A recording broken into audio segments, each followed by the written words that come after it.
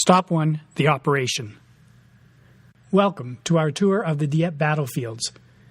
Use the maps found at this site for directions to Stop 1 of our Orange Beach tour. You can find a parking area somewhere in the vicinity of the small traffic circle located just at the top of the trail that will allow access to the beach. This is one of the 5 beach areas that were attacked that day in August 1942 during Operation Jubilee. Our tour will take us around the battlefield, a flank attack to be carried out by a British unit, No. 4 Commando. Planners for Jubilee knew that the artillery battery located here could fire on the ships involved in the main attack at Dieppe. The commandos were tasked to attack and silence the 6 guns of the Hesse battery located here at Vasteval. We can now get our bearings for the tour as we stand at the traffic circle. The commandos were to land on 2 beaches codenamed Orange 1 and Orange 2. Down a path just past the parking lot, you will find a trail down to the beach and the landing area codenamed Orange 1.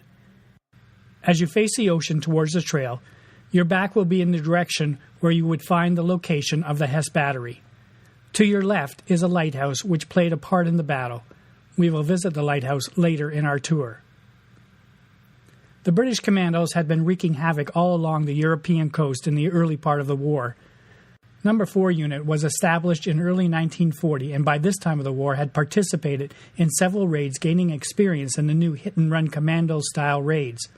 However, for some of the men involved in the raid, this was to be their first time in combat. The battalion commander was Lieutenant Colonel Lord Lovett, who had joined the commandos and now was the commanding officer of No. 4. Lovett was a very charismatic leader. On the raid, he would epitomize the sporting approach to war by wearing his corduroy slacks, a denim battle dress blouse beneath his favorite sweater with his name knitted on it. Lovett also took a Winchester sporting rifle, which he had used in the Scottish Highlands during his hunts.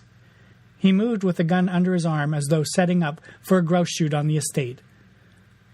Lovett commented, "It was a rifle with which I had done a lot of shooting with, and I was dead accurate with it." Second in command of No. 4 was 34-year-old Mills Roberts. Not as flashy as Lovett, Mills Robert was a stoic soldier and calm under pressure.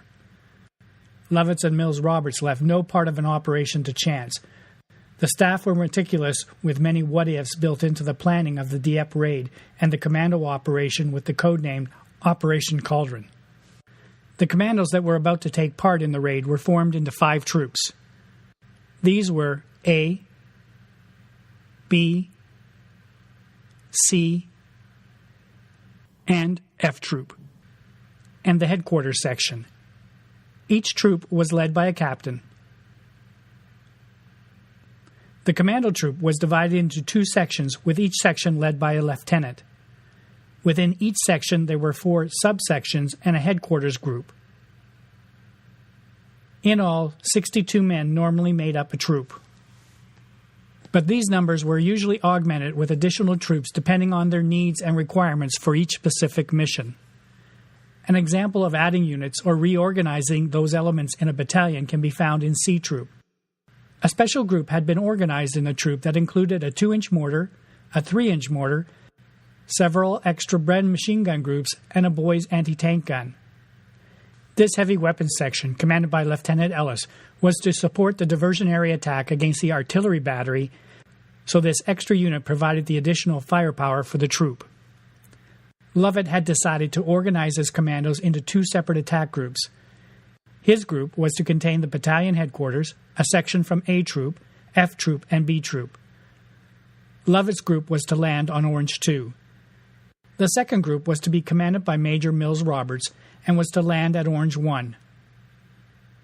C Troop, a section of A Troop, a beach landing party, and the specially assembled heavy weapons section were part of the Orange 1 assault force. With these core groups, there were also a few add-ons.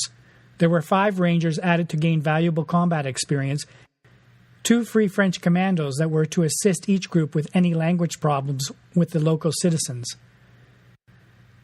There were even some Canadians attached to the beach party that were supposed to help communicate with the South Saskatchewan Battalion that was attacking further east on the coast of Pourville. You are now ready to proceed to stop 2. This stop is found by following the path beyond the parking lot area to the beach. You can either listen to this stop on your way down the path or when you have reached the beach. You should now proceed down to the beach, codenamed Orange 1.